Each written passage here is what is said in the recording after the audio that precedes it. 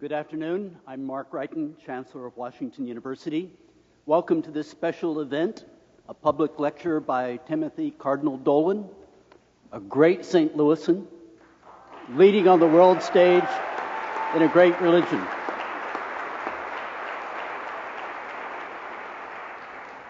This is a special program of the John C. Danforth Center on Religion and Politics.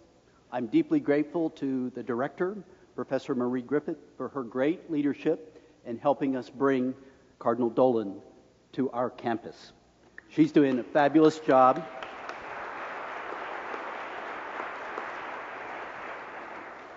Cardinal Dolan, it's a great pleasure to have you on our campus, and we're grateful for your making the commitment.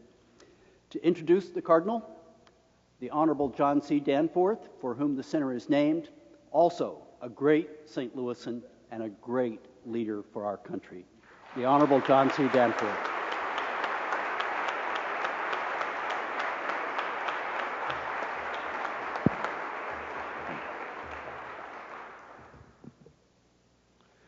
Religion can affect politics for better or worse, and analyzing these two possibilities is the work of Washington University's Center on Religion and Politics. The framers of our Constitution were well aware of how destructive religion can be. They knew that for more than 2 centuries, Catholics and Protestants in Europe had slaughtered each other, believing that they were doing God's will. And they were determined that nothing of the kind should happen here. So they erected what Jefferson called a wall of separation between church and state. That separation remains an enduring American value. Instinctively, we are wary of religion in politics and cringe at politicians who brag about their own religiosity or demean the faith of others. At the same time, many, I think most faithful people, believe that religion is more than the individualistic salvation of isolated souls. The literal meaning of the word religion is to bind us together, not to set us apart. So believers are unwilling to leave their faith at the doors of their houses of worship. They believe that they have a commission to change the world, to make it better. For Christians, it's a commission to advance the kingdom of God. For many, this commission entails political engagement. The relation of religion to politics, for better or worse, is the course offering of this center and the subject of its online publication. Also, it has drawn to the campus a series of distinguished speakers, including columnist George Will, Judge Guido Calabresi, and last December, Rabbi Jonathan Sachs. For years, Cardinal Timothy Dolan has been at the top of our wish list of guest speakers, and we could not be more grateful to him for making time in an exceptionally busy schedule to be with us. Of the 2 main reasons we have wanted him to be here, the first is obvious. As Archbishop of New York, before that Archbishop of Milwaukee, and as former president of the U.S. Conference of Catholic Bishops, Cardinal Dolan is the most prominent spokesman for Catholicism in the United States. The second reason is strictly parochial and personal, and it's the one I want to emphasize. He is one of us.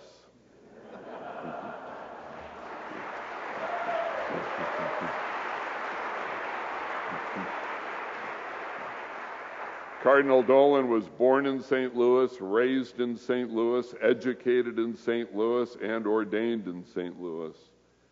He served as a parish priest in St. Louis, taught theology in St. Louis, and was auxiliary bishop of St. Louis. His family is here, as are many friends, certainly within the Catholic Church and beyond as well.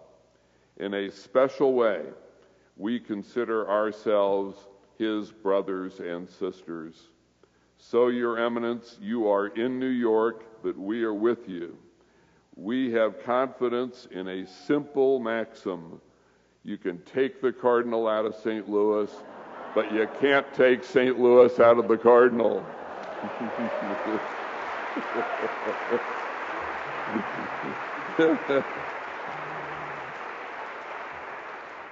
When you accepted this invitation to speak at Washington University, I had what I thought was a bright idea.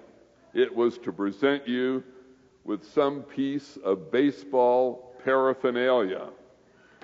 In our town, the title Cardinal has more than one highly esteemed meaning. So I thought that having received the red hat, you should also receive a red cap. With considerable mirth, I told Archbishop Carlson of my wonderfully creative idea, only to learn from him that it wasn't creative at all. He told me that you had already received a cardinal's cap several years ago. So because it wasn't an original thought, I considered abandoning the plan. On the other hand, is it possible to have too many cardinal's caps? Besides, you may have worn out the old one from overuse. At any rate, I don't want you to leave town without a memento of our affection for you. So, redundant as it is, here is yet another Cardinals cap. On the right side. Thank you.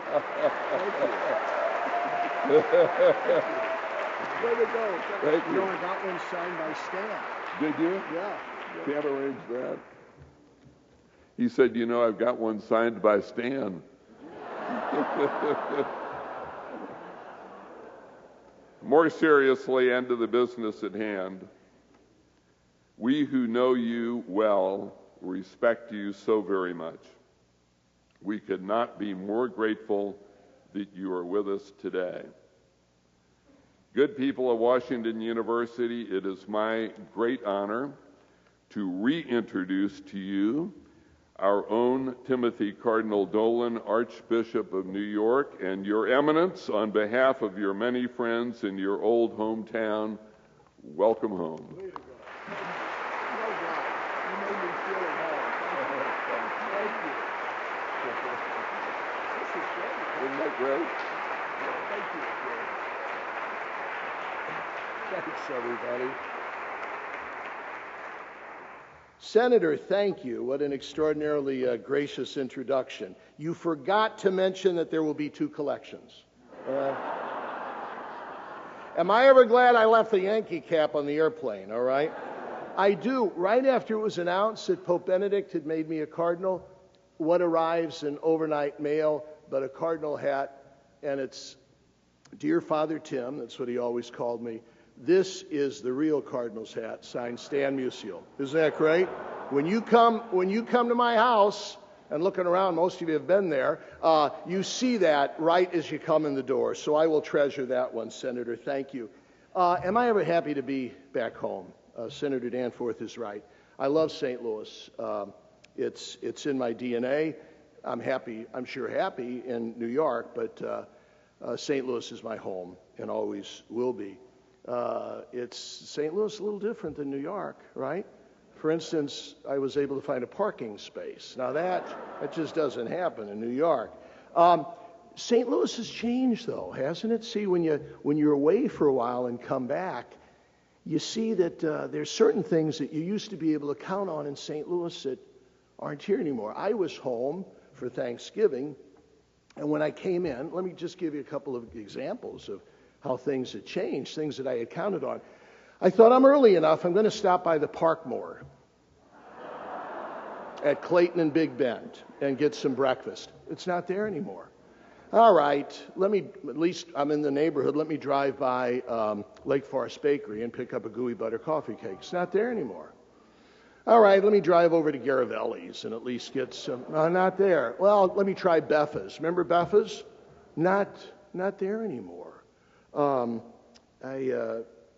Miss Hullings. I said, let me go get a split layer chocolate cake and bring it home. I couldn't find a Miss Hullings. Finally, I said, well, certain things cannot change in St. Louis. So I stopped at Pat's Tavern down at Tam in Oakland. Remember? Now that's still there, thank God. We used to call it McDermott's. And I went up to the bartender and I said, give me one of St. Louis's finest for the brewery. I'll be damned, it was a Stella Artois. What is going on? What happened to Budweiser? My, oh my. Well, listen though, what's greater is the things that have not changed in St. Louis that always make it enjoyable for me to return. And let me mention a couple of them. We still have Senator Danforth. What a great and respected and esteemed leader you are, Senator. Thank you.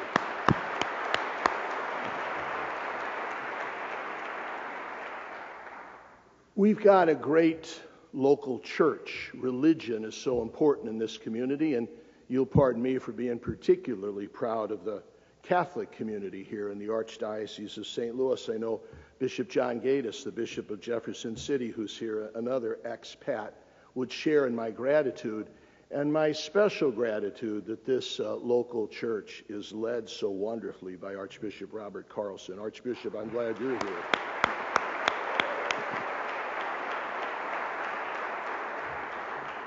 Good to see brother priests. I may be the Cardinal of New York, but the Cardinal of Washington University, Father Gary Brown, thank you for your leadership here, right?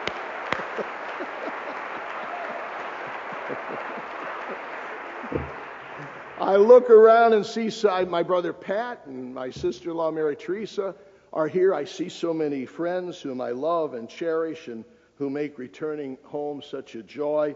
And thank God as well, another thing that hasn't changed is this great university, Washington University. So Chancellor and member of this Washington University community, thank you for your invitation, and I really appreciate your extraordinarily warm welcome. Religion and politics, that's what the Danforth Center specializes in.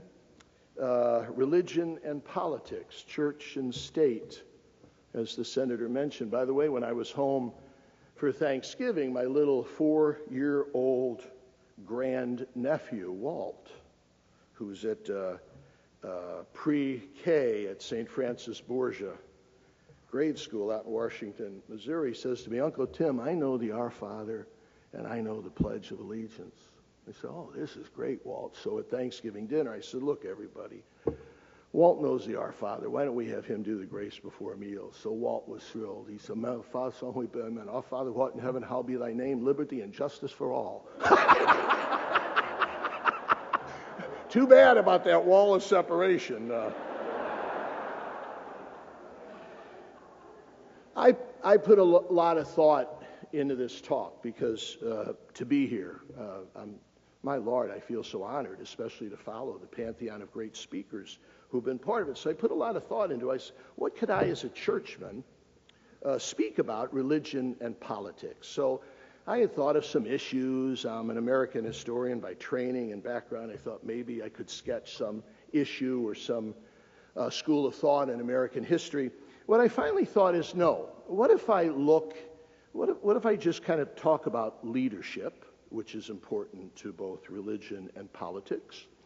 And what if I speak about 3 particular attributes that I think are essential to any person, every family, every organization, every institution, every university, every enterprise, every movement, every country, every political party, anything, living, dreaming, daring, growing, needs a soul, a mind, and a heart, all right?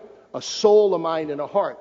And I thought what I might do for a half hour or so is propose to you 3 models of those, soul, mind, and heart, from our Catholic family that I think might be able to shed some light upon our topic, religion and politics. Let me propose to you that our last 3 popes exemplify in their leadership style one of those attributes. Let me propose that Pope, now St. John Paul II, would personify the soul when it comes to leadership. Let me suggest that now Pope Emeritus Benedict XVI would speak to us about the mind, and let me finish by trying to show how our beloved Pope Francis talks to us about the heart. Is that all right? For about a half hour, 40 minutes. Marie, is that okay? Too late now, okay? Let's start with John Paul II, the soul, all right? The soul in John Paul II. At his first visit to the United States in 1979, when then President Jimmy Carter welcomed John Paul II to the White House, he introduced him as the soul of the world. And a little later, Billy Graham said about John Paul II that he's a providential prescription for humanity's exhausted soul. In the year 2002, I was honored as then Archbishop of Milwaukee to go on a wonderful study tour to Israel and Rome with rabbis. And at that time, Pope John Paul II was in declining health. And when a good friend of mine, Rabbi Gil Rosenthal, said, will we be able to meet him? And I said, you know, his health is so declining. He's weakened. I don't know if we're going to be able to. Rabbi Rosenthal said to me, we're not there to look at his body. We're there to see his soul. John Paul II and the essence of the soul. John Paul II would set as his mission the recovery of the primacy of the spiritual. Seek ye first the kingdom of God, as Jesus said. Take care of the soul. Take care of your interior life. Take care of the eternal enduring values, and boy, everything else is going to work out. Now, he himself, John Paul II, would have bordered on what I would contend was the mystical. You know what a mystic is. We don't meet too many of them. Every religion, every faith tradition has them. Most of us have to wait for heaven for that union with God. And sometimes, rarely here on earth, we may have some experiences or flashes of that intimate union with the Lord that will be forever through the mercy of God in heaven. Mystics enjoy those moments regularly. And Pope John Paul II would have been one of those. Anybody who was ever close to him, anybody who had the honor of attending his morning mass, for instance, and who would see him locked in prayer, would know that this was a man of particular spiritual intensity. He was one that would emphasize, in the words of David Brooks, the New York Times columnist, he would emphasize the eulogy virtues much more so than the resume virtues. Now, why? Where did this spiritual intensity, where did this emphasis on the soul in John Paul II come from? Well, probably for two reasons. One would be of the culture from which he came, the high octane Polish Catholicism from which he came. And secondly, might I suggest that it's because he himself personally had lost almost everything in his whole life, so he would cling to the Lord. Let's talk about Poland for a second. You may have had a chance to look at the new book that came out by Ian Kershaw, To Hell and Back, which is the story of Europe between the two world wars, which he claims is really just one big war. And he has a long section on Poland. Poland, of course, politically was wiped off the map, right? There was no political entity known as Poland. Karol Wojtyła would have been born in 1920 when the political entity, thanks to the Versailles Treaty, had just come on the map. Poland, of course, traditionally is the bowling alley between Russia and Germany, with all the horror and all the attack and all the violence and all the war. But because of that, because of Poland's shaky political situation, culture, which is, keep that word in mind a little later in my address, culture would be the be-all and end-all. The noble aspirations of a people that are captured in music and poetry and learning and art and history and, yes, faith. It would be that high-octane Polish cultural Catholicism that would make John Paul II and so many Poles people of the interior life, people of the soul. And secondly, folks, Karol Wojtyła, John Paul II's family baptismal name, had lost everything. He can't remember his mom. His mom died when he was young. His only sister died shortly after. He was looked up to his older brother, who was a physician.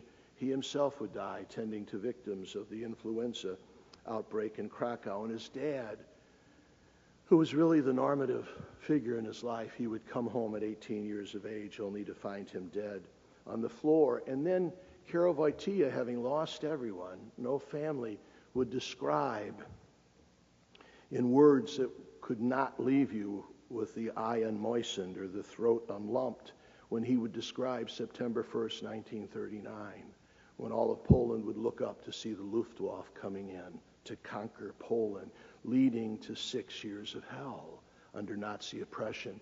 He would see his friends, especially his Jewish friends, disappear overnight. He himself, coming home from hard labor in a chemical factory outside of Krakow, would be hit by a truckload of drunken Nazi soldiers and left at the side of the road for dead. It was in that dreary situation that his faith came alive and that he was clandestinely formed to be a priest ordained the year after the war. But remember what happened, folks. Poland was one of those nations that tragically lost the war twice. Because once the Nazis were defeated, the jackboots of Stalin came to take over Poland. And Poland then entered another era of tyrannical oppression. Is it any wonder that John Paul II would say over and over again, "Seek ye first the kingdom of God. Only in God is my soul at rest. Do not fear those who can kill the body. Fear only those who can extinguish the life of the soul." Is it any wonder that his first words on October 16th, 1978, when he was elected successor of St. Peter, would be to tell the world, "Be not afraid," quoting Jesus, because if anybody had the right to be afraid, it was he. The restoration of the exhausted soul of the world and the church became his mission, so that, to the point of this lecture, the church could then be a witness to the world. All right? Now, religion and politics. John Paul II would not become explicitly involved in the precision and detail of politics, but he would be very involved in politics. If you mean the definition of politics given us by Aristotle and by Plato, he would posit the principles upon which politics is based. I detect three of them anyway: the dignity of the human person, made in the image and likeness of God, the sanctity of human life, and a renewed anthropology, a study of the very nature of the human person that was teleological in nature, leading to eternity, in which he would say that the human person apart from God cannot be understood. In fact, it's a contradiction. His then approach to politics, everybody, would be the prophetic, like an Old Testament prophet, one of the great prophets of Israel. So he could stand up to those on the right, people like Marcos or Stroessner in Paraguay. He could stand up to those on the left, people like Castro and Jaruzelski. He could be equally prophetic with a Ronald Reagan and a Bill Clinton. All right? And then would come what historians since call the 9 days that changed the world, June 1st to 10th, 1979, when John Paul II returned to his beloved Poland. 9 days that changed the world. Mikhail Gorbachev would say a decade later that that was the beginning of the end of communism. Gorbachev would say it was that trip that took the first brick out of the Berlin Wall. Henry Kissinger would say that John Paul II did for Poland in that trip what Winston Churchill did for the people of Britain on the outbreak of the Second World War. And it's that trip that would give us a new kitchen table word called solidarity. John Paul II, for 9 days, 75% of the nation would see him. Never once would he say the word Russia. Never once would he say the word communism. Never once would he say the word Karl Marx. Never once would he use the word Soviet Union. But what would he say? The people of Poland stood and for the first time were able to lift up their heads and look around with confidence. And what began to ring in their hearts was solidarity. We are not alone. We are not a number. We are not a cog in a machine. We are not an animal. We are not a soulless machine. We are not some anonymous collectivity. We have a name. We have a heritage. We have a culture. We have a destiny. We have a soul. We have innate natural rights. We have a dignity. We have a faith. And final day, the last day, 2 million people in Victory Square in Warsaw. Everybody figured this would be John Paul II's last time in Poland, because they sure weren't going to let him come back, all right? As a matter of fact, they did. But at that time, 2 million people, John Paul II preaching. And he had only started to preach when in the corner of the throng, a 3-word chant started. It began to spread and get louder and louder. 3 words. So before long, 2 million people chanting at the top of their lungs 3 simple words. What were they? Russia go home? Down with communism? No. The 3 words. We want God. We want God. Over and over again. Went on for a minute, 2 minutes, 3 minutes. The stiff, formal papal master of ceremonies came over and whispered to John Paul, perhaps, Holy Father, you would want to stop the crowd and continue with your sermon. And he looked at him and said, are you nuts? This is what I came for, all right? 11 minutes. We want God. The KGB telegrams after that, one of them simply said, it's over. It's over. The discovery of the eternal, the discovery of the dignity of the human person, the discovery of the reflection of the divine deep down in the soul of the human person. Solidarity. We are one with one another. We are one with our past. We are one in dreaming of our future. We are one with God. Solidarity. Necessary for politics, no? Finally, I think the last thing that gelled John Paul II's emphasis on the soul was his own suffering, his own intense suffering, right? If you've read Doris Kearns Goodwin's beautiful biography of Lincoln, Team of Rivals, she suggests that what really honed Lincoln's greatness was his intense suffering. Suffered from depression, apparently. The death of his son, the death of the woman with whom he had loved earlier on before the woman he married. An intense suffering. If you read Alonzo Hamby's excellent recent book on FDR, what made him a great, he was a fine organizer and all, but what really made him a great political leader was his suffering from polio, which gave him a solidarity to those in need. John Paul II suffered, took 3 bullets, the cancer, the broken leg, and the botched operation, the advanced Parkinson's. Pardon the story, when I was in Milwaukee, a young married couple were at morning mass, and they said afterwards, oh, Archbishop, we're going to Rome on our honeymoon. And I said, would you like to see the Pope John Paul? I said, newlyweds always get to meet him after the Wednesday audience. And she was very excited. He didn't seem that interested, but he said, fine. He said, I was kind of hoping you could help me out with some restaurants. I said, I can do that too, all right? But anyway, so 2 weeks later, there they are back at Mass, and I could see he was excited. He said, Archbishop Dolan, thanks for getting us to see John Paul. He said, I was very moved. And I said, what moved you? And he said, well, thanks to you, we had great seats. And he said, John Paul began to speak. This would have been about the year 2004. John Paul II began to speak. We could see him very closely. And after about 10 seconds, I saw him reach into his pocket and pull out a handkerchief and wipe his mouth because he was drooling. He said, I was very moved to see this Pope drooling. He was not afraid to let the world watch him suffer. He was not afraid to let the world watch him die because he had a soul. I don't go to many Broadway plays or musicals in New York. I do like Les Miserables. You've seen that, right?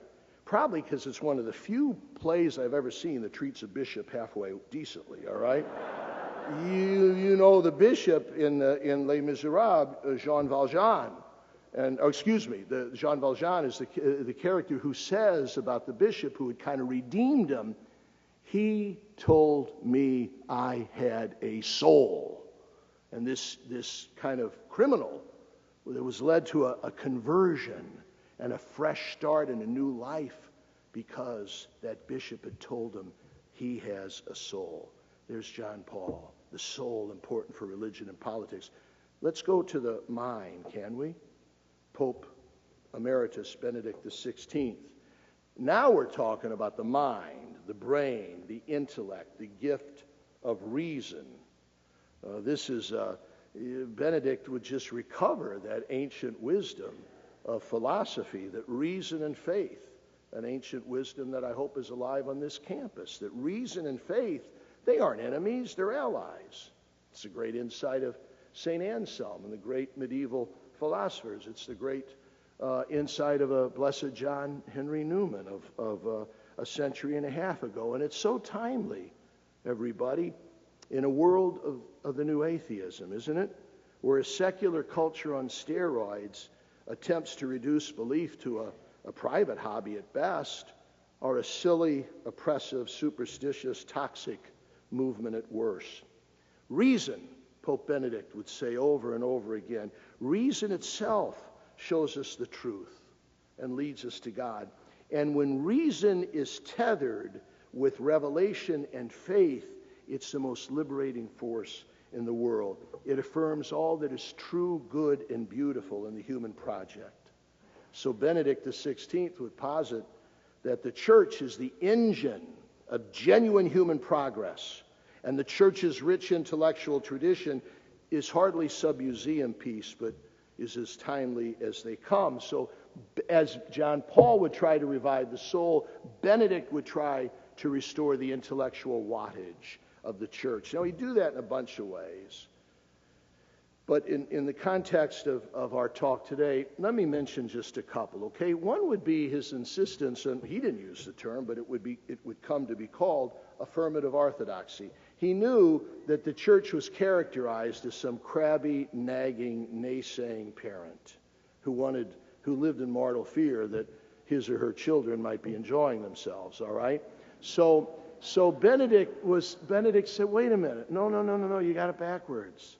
The church isn't about the no, the church is about the yes. The church says yes to everything that is good and true and beautiful in the human person. The church says yes to everything that brings nobility and enlightenment and human and progress to the human person. The church only says no to something that negates that. And a no to another no is, guess what? A yes. So the church is in the business of yes, affirmative orthodoxy. A second way Benedict would try to restore the mind, the vitality of the mind, is now what historians are calling his September legacy. Every September in travel, mostly in Europe, he would give a major intellectual address. You might remember the controversial one when he made remarks about Muhammad that didn't quite go over too well, all right? They were later clarified, and he recovered well. But this September legacy talks at places like Regensburg and Paris and London led to some remarkable insights that have had an effect on not just religion, but also on culture and also on politics. Let me give you one or two. He spoke, for instance, on something called the interior ecology. Have you ever heard of it?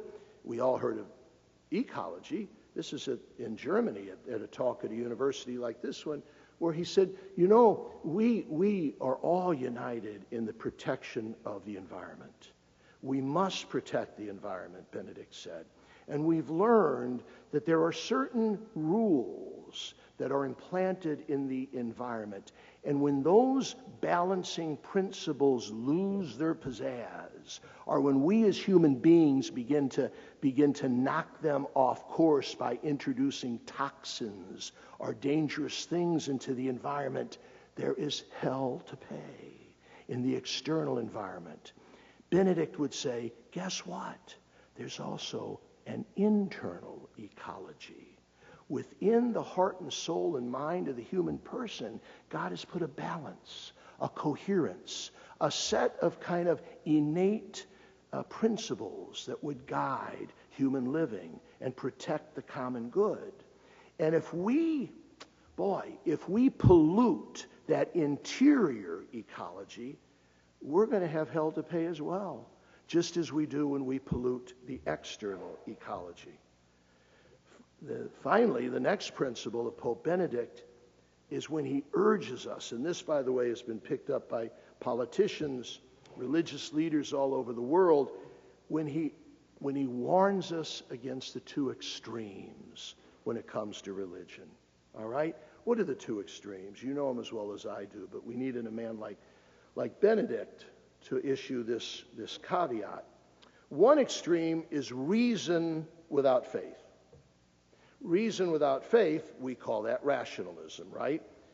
Reason without faith leads to, his chilling quote, given at the Bundestag, not far from Hitler's bunker, leads to a, quote, gang of robbers in the Berlin bunker, leads to the dictatorship of relativism, where the only constant is the subjective truth of my wants, my needs, my conveniences, my viewpoint, my opinion at the given moment. That's a nasty rationalism that is an extreme that destroys the person, religion, and politics. And the other extreme, sadly arising more and more today, would be faith without reason. This leads to a shallow, knee-jerk, simplistic mind control, a hollow what's called fideism that will not hold up to intellectual scrutiny. Benedict says we got to avoid both of those pits or we're in trouble.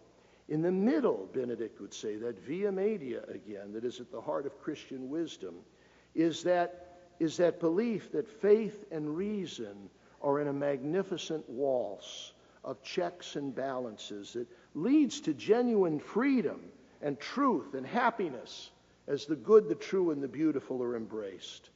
To accent the good, as he did, remember, at the lawn of the White House in April of 2008, speaking and calling us to task by speaking about the glories of the American dream. To see the mind as the atrium to the infinite. To engage culture rather than to clash with it. To see in the world, this world, an invitation to the next, and to see in the human person the reflection of the divine. That's Benedict and the restoration of the mind. And finally, folks, we're just not soul, we're not just mind, we're also heart. And might I suggest that Pope Francis can teach us, leaders in both church, society, academia, and politics, the importance of heart. Think of the names for a minute. Benedict. Saint Benedict, the great 6th century towering figure of Western history. The emphasis on learning and the intellect, the emphasis on the cultivation of the life of the mind and soul, the preservation of Western Christian wisdom, what we call Christendom, a Eurocentric vision.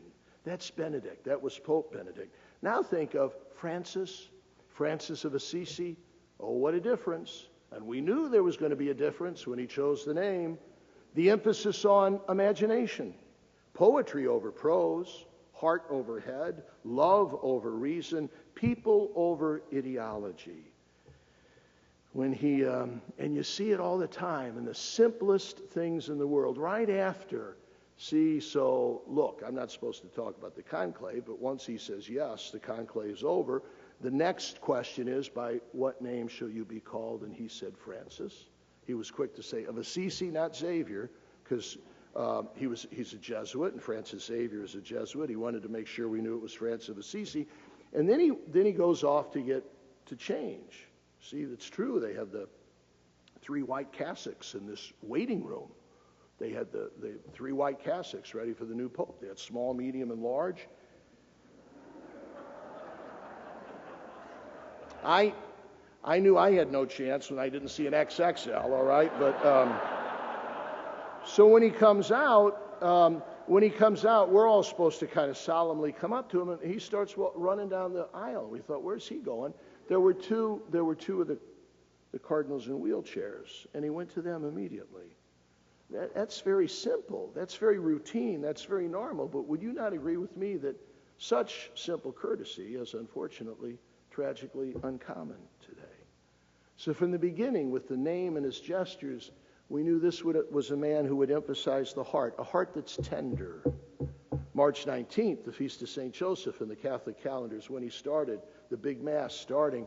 Yeah, usually popes give this real long, ornate, diplomatic, nuanced, intellectual talk. He spoke for 11 minutes, which right away I thought, I like this guy, all right? And he spoke about tenderness. He said, you know what? We got a tender God, and we ought to let him tenderly love us. And by the way, we ought to love one another with tenderness, and we ought to take care of the environment with tenderness.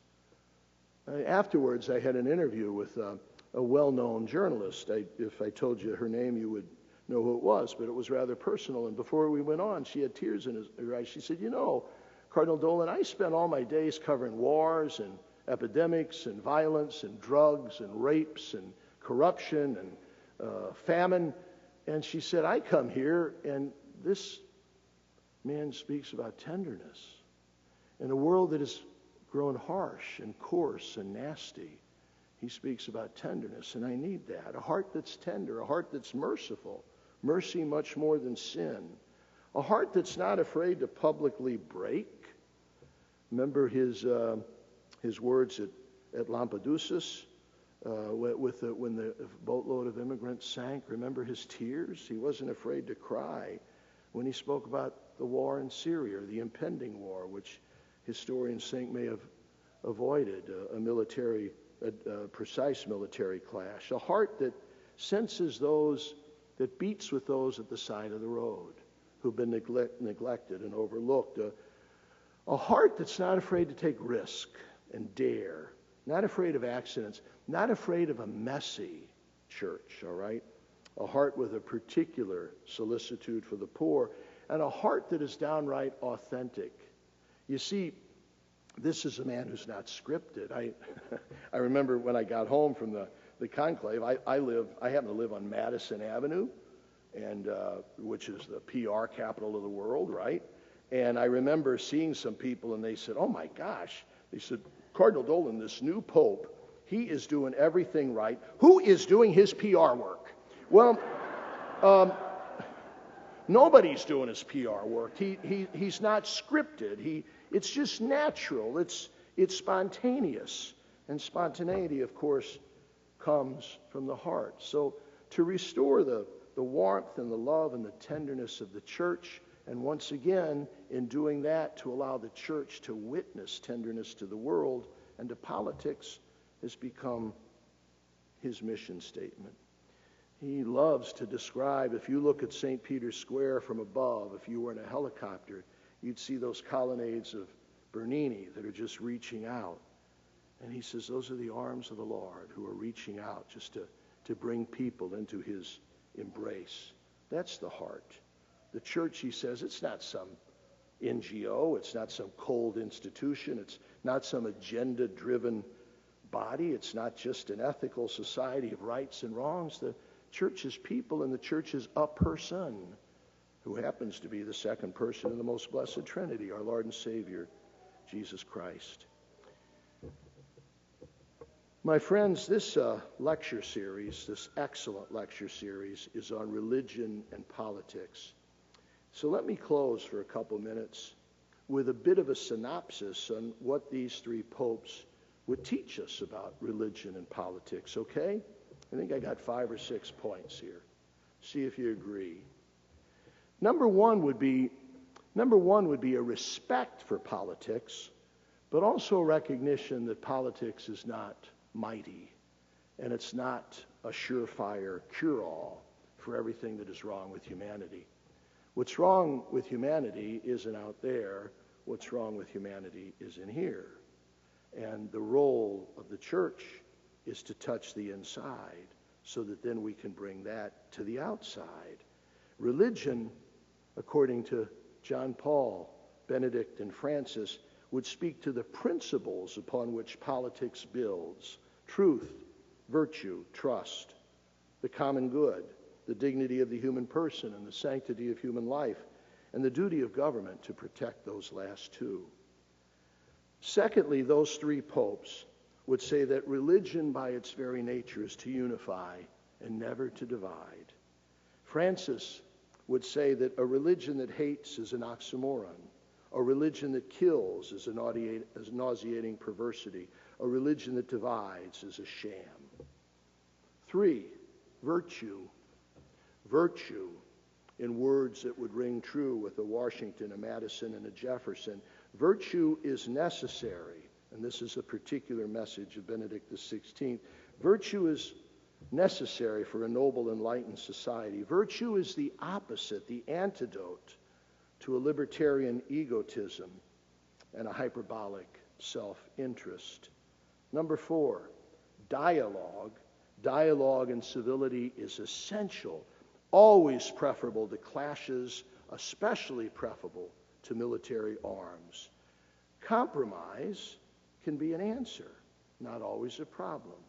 And religion is the counterweight to excessive self-interest. Particularly would Francis speak of that. Number 5, religion works in the arena of culture. Politics is only part of culture.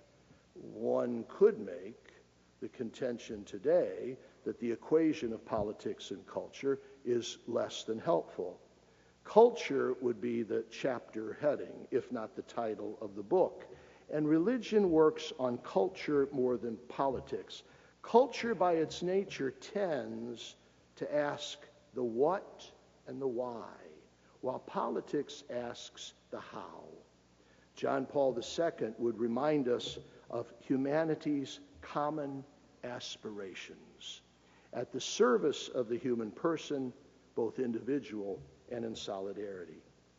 And 6, the popes would say that religion is a necessary moderating influence on politics.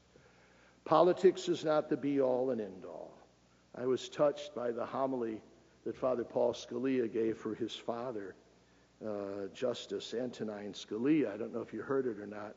And for many reasons, but Father Paul Scalia, speaking about his dad, said, "You know, you all have rightly praised my dad for many epic achievements. My dad would think that his greatest achievement was that he was a believer, he was a dad, and he was a husband. Politics was mighty important to him. It was not the be-all and end-all." Religion also tempers politics by emphasizing the common good over partisan goals, by emphasizing the communal over the private, the personal, and the autonomous self. And religion tempers politics by creating an atmosphere of respect, trust, and civility. That would be my attempt in those 6 points to summarize what John Paul II, Benedict XVI, and Pope Francis would think about religion and politics. The best summary that I've heard of late is in an excellent book called The Relevance of Religion: How Faithful People Can Change Politics, by a man named John Danforth. Now, he didn't ask me to say this, folks, all right? And actually, I didn't read the book until after I had written the talk, and I said, my God, he's just the conclusion of my talk, all right? And Senator, I doubt if you had studied those popes to come to this. I think it's just part of our common tradition.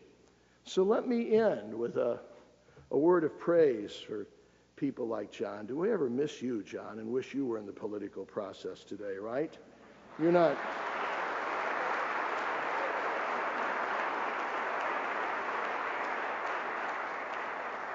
It ain't too late, all right?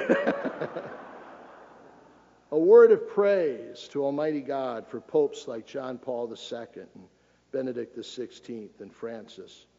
A word of praise for spaces, important spaces like Washington University, where conversations like this can occur regularly. A word of praise for enlightened folks at the Center for Religion and Politics who work so hard to see that these conversations continue. And a word of thanks to people like you who are kind enough to be interested in what my words might teach.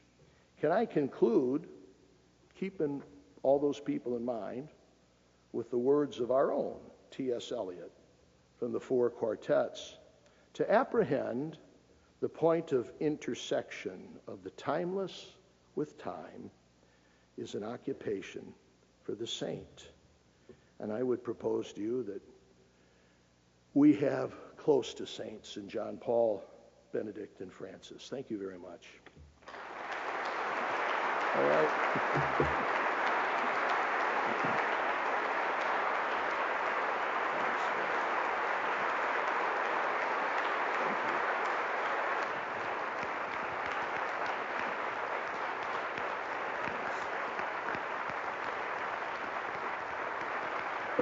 Thank you.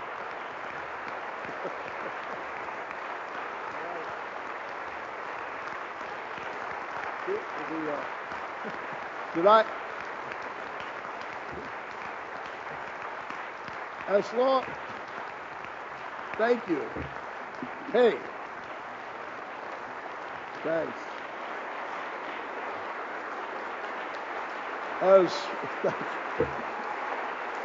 Thanks, boy.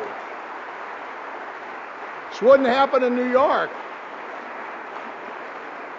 As long as I got more applause than Rabbi Sachs, I don't care, right? So much. We have some time for Q&A, and we invite you to, if you would like to ask a question of His Eminence, he's graciously agreed to address any questions.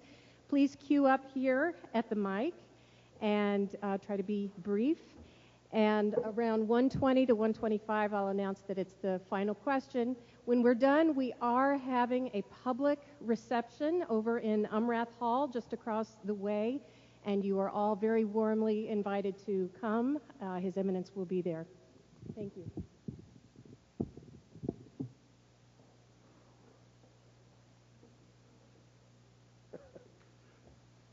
Senator, do you want to make the announcement now or what? No. Come on up. Sure. Marie, you want him up here, right? So that everybody can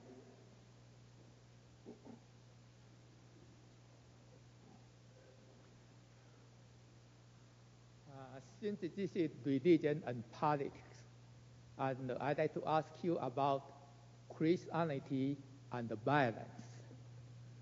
The first question would be, does the Joshua conquest as a model for American conquest? The second question is, can Christianity and the Christian church serve as a peace builders instead of ideological arm or colonialism, imperial expansion, which cause mass destructions, mass killing, and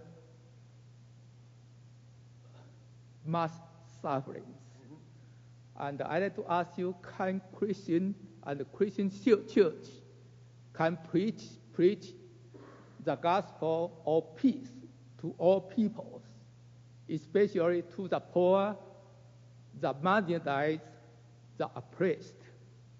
Can church become a peace builder?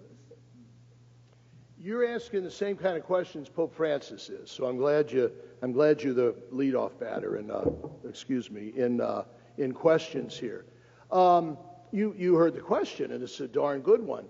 We have to admit, Christians are big time into what you'd call examination of conscience, right?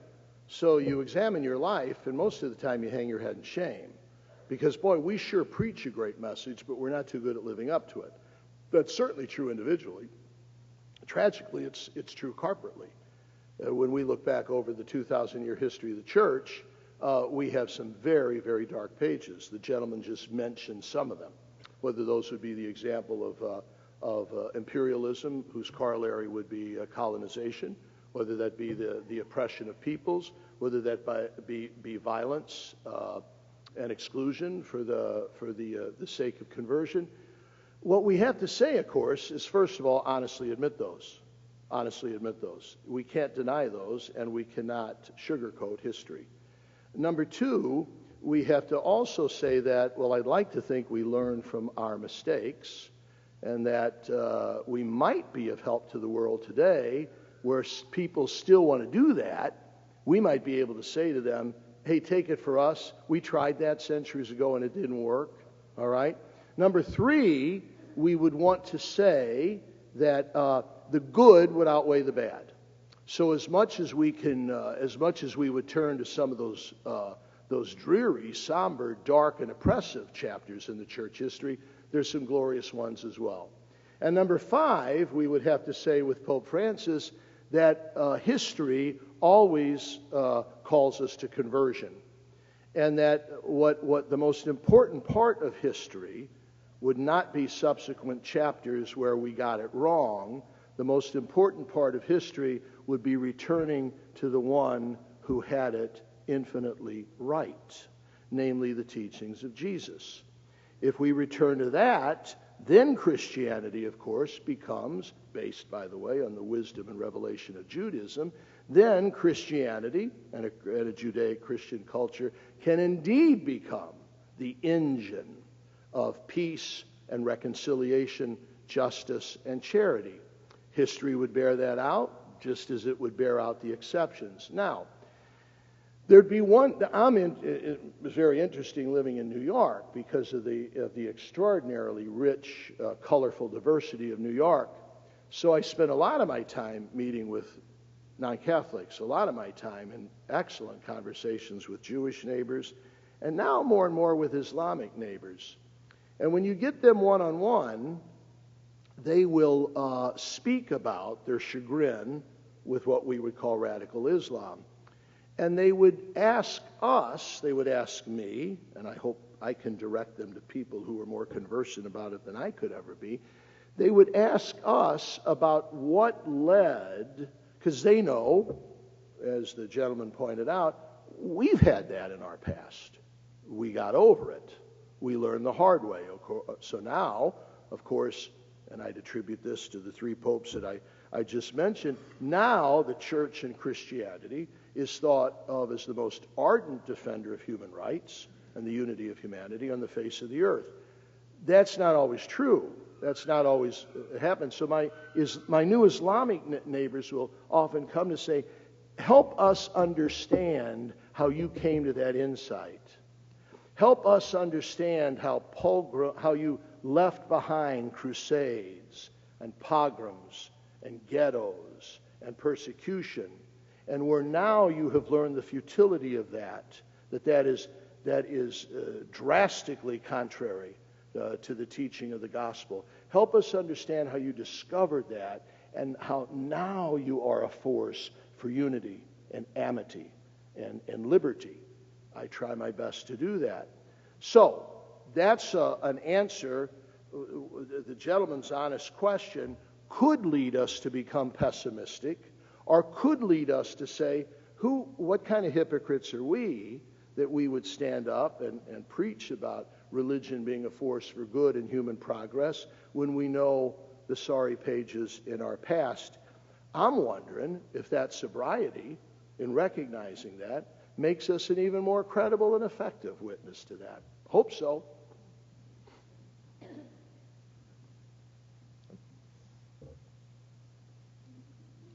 I'll let.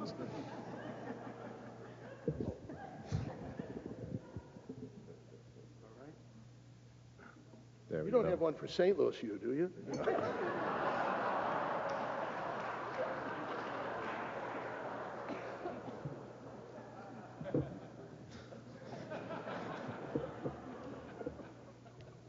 Hi, you just talked about conversing with neighbors of yours that are of different faiths, and I was wondering, it seems to me that in a lot of areas of the world, faith is getting a lot less monolithic. And so I was wondering your thoughts on how people of different denominations and faiths can work together to make a positive impact in the political sphere, and is there a requirement or a necessity for that? Great question. Are you a student of Father Brown? He's a great question. You see, what your thoughtful question is predicated upon is the belief that is classical that religion needs to be monolithic. It needs to be sort of the only game in town. And that was the classical belief, wasn't it? Are we not now discovering, I think, that religion does not need that at all? While it is part of the nature of every religion to do our best to offer an invitation to those to be part of us, and where we look forward to the day of religious unity, I think now we all recognize with gratitude that the diversity and the richness in religion is actually a sign of God's embrace, and as that could actually be part of his long-range plans that will always defy our ability to analyze it under a microscope. Is that not, while I'm not a proponent of what we call American exceptionalism, I am a very grateful and I hope patriotic American, and I think that's a light to the world that we can be to other countries. Once again in New York, when I have so many people come, maybe from cultures where there is a more monolithic approach to religion, and they are amazed at the diversity and the amity of religions in a place like New York and in a place like the United States of America. Once again, not just as a Christian, but as a Catholic, we Catholics were slow to admit that. When Catholics first came to the United States, the situation that the senator described at the beginning, the constitutional geography of religion and politics, of state and church, was looked upon with suspicion by our teachers in Rome. They were a little worried that could religion thrive in a country where religion was not given a privileged place, and where religious unity under one religion was expected as necessary, as an expectation for the common good. So they were a little bit suspicious, and it took them a long time. Actually, it took them till December 8th, 1965, to say that, you know what? The situation of church and state and the situation of religious diversity in the United States is actually, we think, not only consonant with traditional Catholic teaching, but is probably the way God intended it. Jesus says the truth will set us free. So we never, sometimes we are, mea culpa, but technically we should never be afraid of the truth that would be reflected in different ways of arriving at God. They usually make us much more enthusiastic about our own, much clearer in our understanding, and much more appreciative of the journey of the other people. So, way to go. I would like to say, hey, we in the United States could be an example in a lot of things of what not to do, but when it comes to religious freedom and the way we look upon religion in the United States, I'd like to suggest we're an example of what to do for the rest of the world.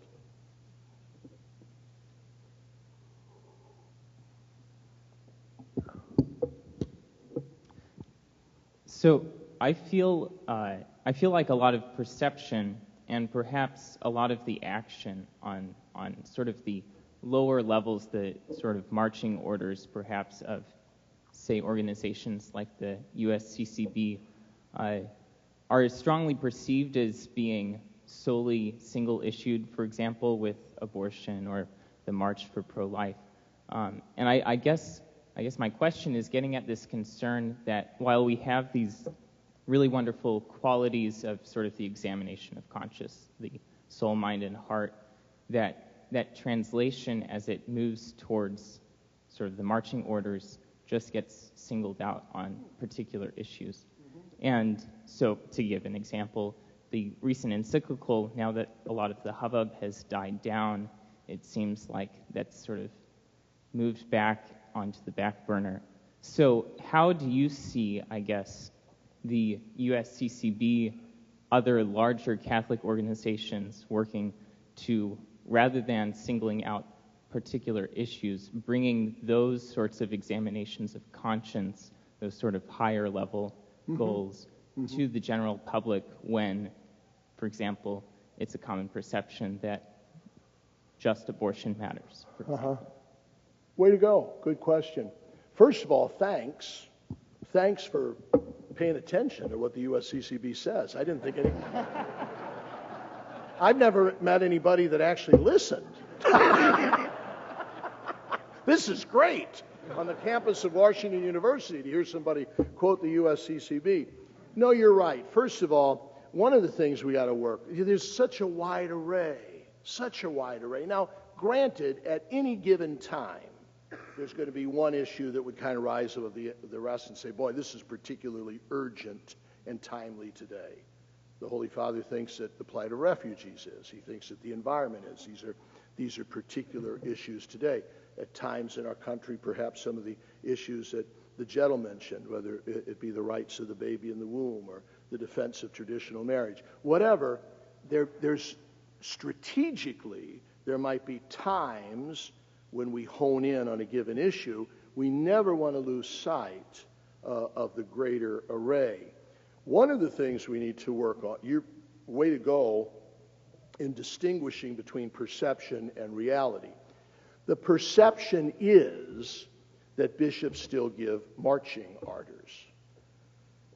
Bishop Gaddis and Archbishop Carlson will agree with me that we don't give marching orders anymore, and we know that that doesn't work if it ever did. Pope John Paul II again, he says the church never imposes, the church proposes. We're into invitation, like Jesus. He will never, now does he ever speak with an urgency and an authority that captured the imagination of the people around him and the opposition, by the way? But he never coerced. He never forced himself. It was always the invitation. The most common parable that he would speak of was the invitation to the banquet. Okay? Because, as Pope Francis reminds us, the only force in the world more powerful than the salvation and mercy offered us by God is our own free will, which also comes from God. All he wants is our love, see, as Francis tells us, and love can never be coerced. So marching orders shouldn't be part of the vocabulary of any, I would maintain, any religion, certainly not one that looks to Jesus as its founder. But you're right, my friend. The perception is that we are into that. So what we always have to separate, of course, is strategy and principles.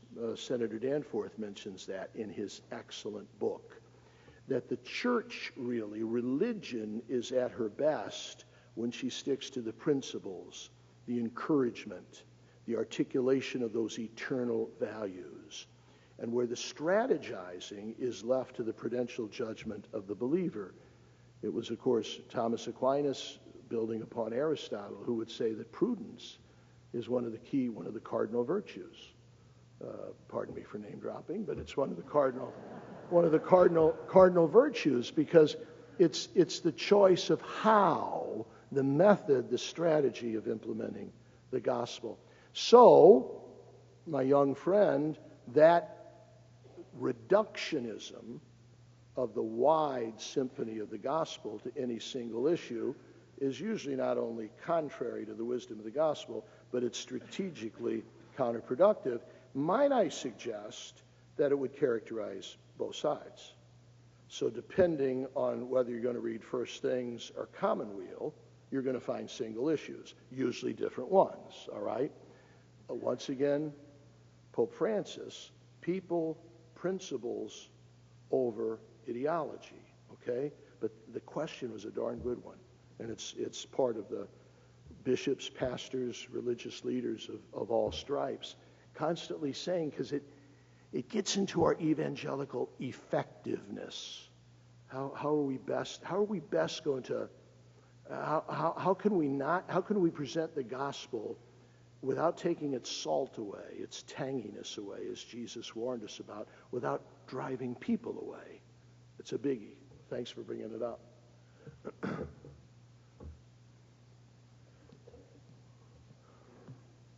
John, you told me there wouldn't be Catholics here. What's going on? This is all. Cardinal Dolan, thanks again for your address. I wonder what you make of considering the increase of unaffiliated young adults identifying as not being affiliated with any religion. And I think studies are also showing that, they're not showing up at the polls as much either. Where do you see the correlation there, and how does religion help young adults engage civically? And how does what you said today, how do we get to the hearts of young adults so that they see how their religion can help them be better engaged in civics? Once again, we're into a question of perception versus reality, right?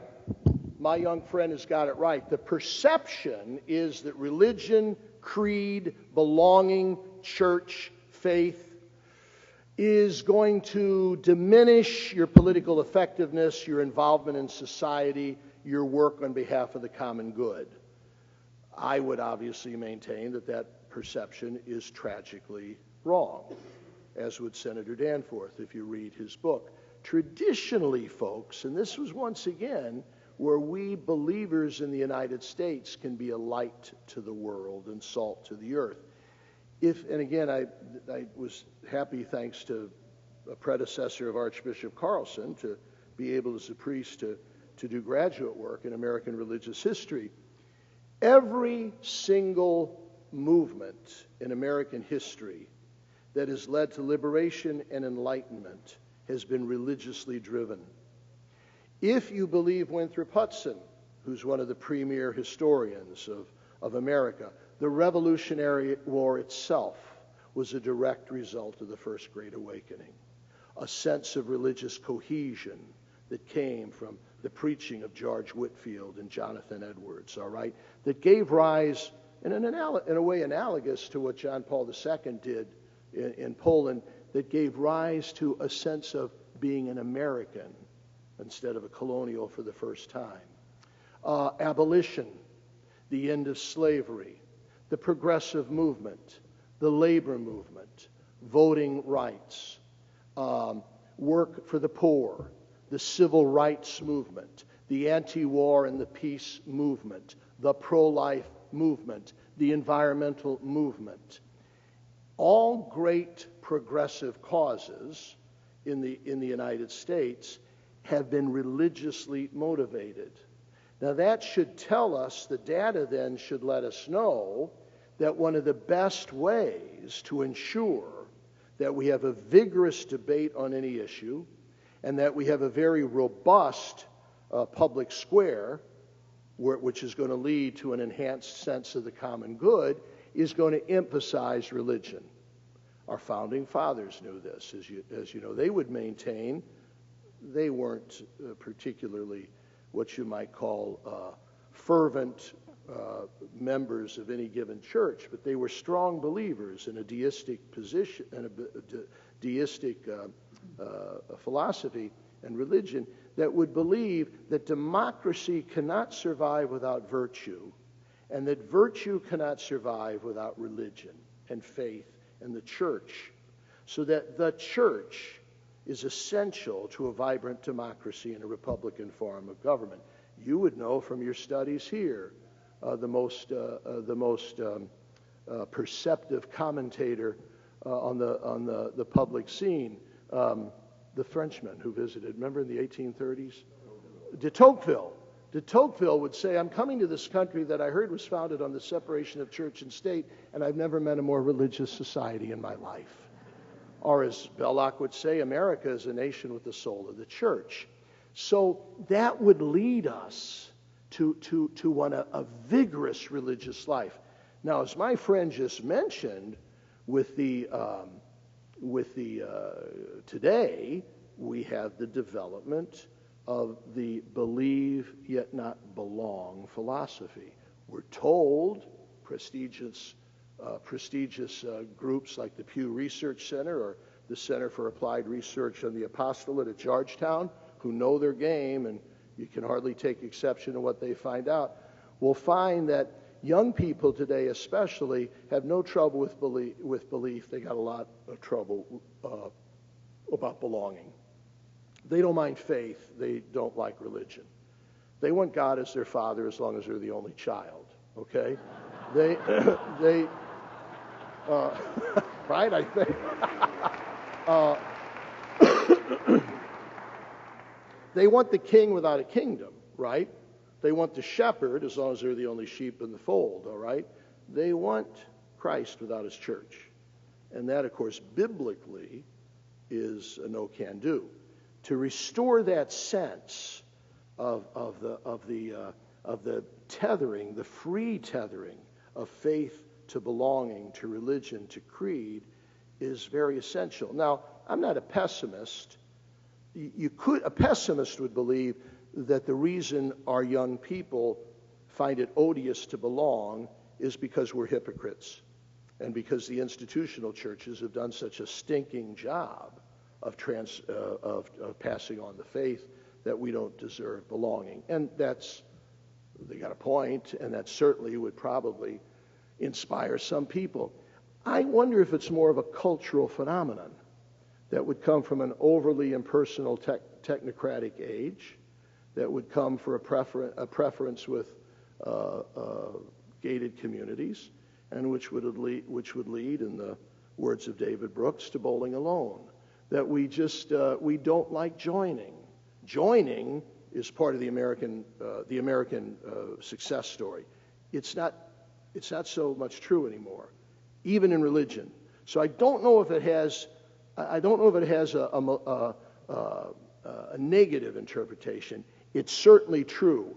What to do about that, everybody, in my mind, is the major pastoral challenge that religious leaders have. To restore the luster of the church so that one can conclude that the best way for me to nurture a faith and a belief that I take very seriously is to be in intimate spiritual union with other people who share that, to protect it and to foster it, and to be with and for one another in times when my religious belief might be so low that I need the witness of another person, and then I can provide that at another time.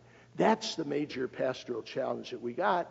My hunch is that we got no better Amway salesman for that than Pope Francis, because that's part of his message. Marie, what's cooking? When's lunch? I want an Emo's pizza and some steak and shake, all right? I think we should thank His Eminence for your wonderful talk. Thank you all. All right. Thanks.